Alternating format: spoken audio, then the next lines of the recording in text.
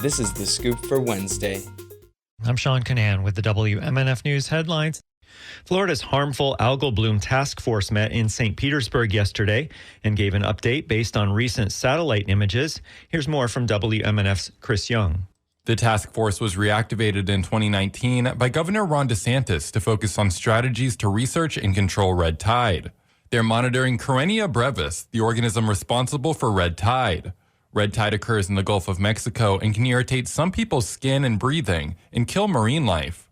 Florida is still experiencing a patchy bloom. Catherine Hubbard is the task force chair. And it's been a very dynamic bloom, changing from day to day and week to week. Satellite imagery from the University of South Florida shows a large reduction in the intensity of the bloom since it peaked after Hurricane Milton. But it also shows it extended along the coastline.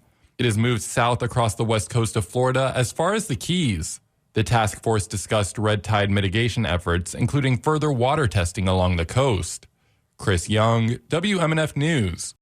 A Florida House Democrat filed a bill related to religious expression in schools that included expanding a requirement for schools to post signs with the motto, "In God We Trust." Jacksonville Representative Kimberly Daniels filed the bill yesterday for consideration during the legislative session that will start next Tuesday. In 2018, lawmakers passed a measure that required school boards to adopt rules for display of the "In God We Trust" motto in all schools. But Daniels' bill, called HB 1009, would go further, requiring that the motto be displayed on a 22-inch by 28-inch poster board in a conspicuous location in each school library, cafeteria, gymnasium, and main office. The 2018 law noted that "In God We Trust" is the state motto. Florida Governor Ron DeSantis broke ground on a project in Ocala yesterday to expand the I-75 highway. The project is one of several parts in the governor's Moving Florida Forward initiative. DeSantis says the campaign to improve Florida's transportation is ahead of schedule. I just think it's important to reflect this groundbreaking would have happened in like 2035 or 2036 had we not done our Moving Florida Forward initiative. And part of the reason we're able to do it is because we've had a strong economy. We've been wise with your money. Florida's Department of Transportation received a budget of $4 billion for construction efforts related to the campaign in 2023. The budget is expected to increase to more than $68 billion for transportation investments over the next 5 years.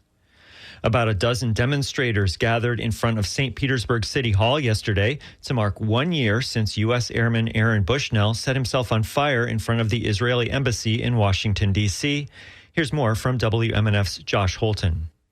Free, free Palestine! Free, free Palestine! Aaron Bushnell shouted these words in the last moments before he passed away. Laura Rodriguez is with the Tampa Alliance Against Racism and Political Repression.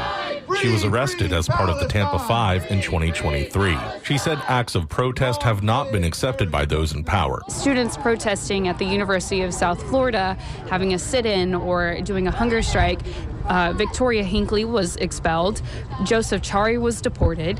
And to Aaron Bushnell, who self-immolated, no form of protest is valid under the U.S. Rodriguez had her charges related to the protests that USF dropped. At the time, she was protesting about Florida laws that limited African American studies and diversity issues in schools. She said that several issues have mobilized different organizations in solidarity with groups like the American Indian Movement, Central Florida, and the Green Party of Florida showing support for Tuesday's action. For WMNF News, I'm Josh Holton in St. Petersburg. It'll be partly cloudy and warm today with highs in the high 70s. Tonight, clear with overnight lows in the high 50s. Tomorrow, mostly sunny and warm with highs in the high 70s. I'm Sean Canan with the WMNF News headlines. This is The Scoop, recorded at WMNF Tampa.